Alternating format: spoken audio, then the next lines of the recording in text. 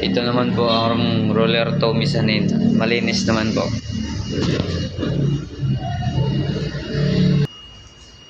Ito naman po ang pending rack box type.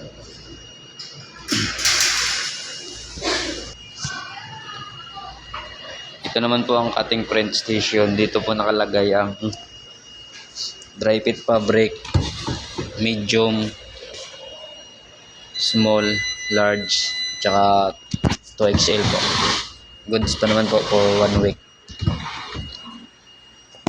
Dito naman po nakalagay ang Kiana fabric, XL, large, medium, tsaka small. Goods din po for 1 week. Ito rin po ang roll pending rack po. Dito naman po nakalagay ang roll fabric natin po.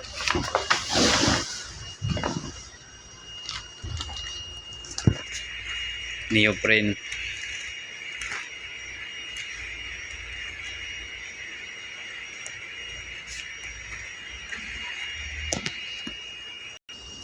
Sa neoprene po konti na lang po, pero nakapag-SR na po tayo.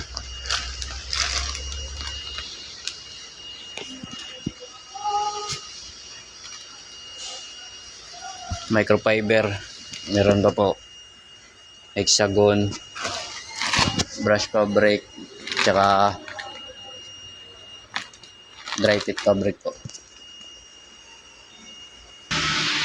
Ito naman po ang roller 1, ground floor roll to roll. Malinis na po. May dalawang stocks pa po tayo na pang roll to roll. Goods for 3 days po.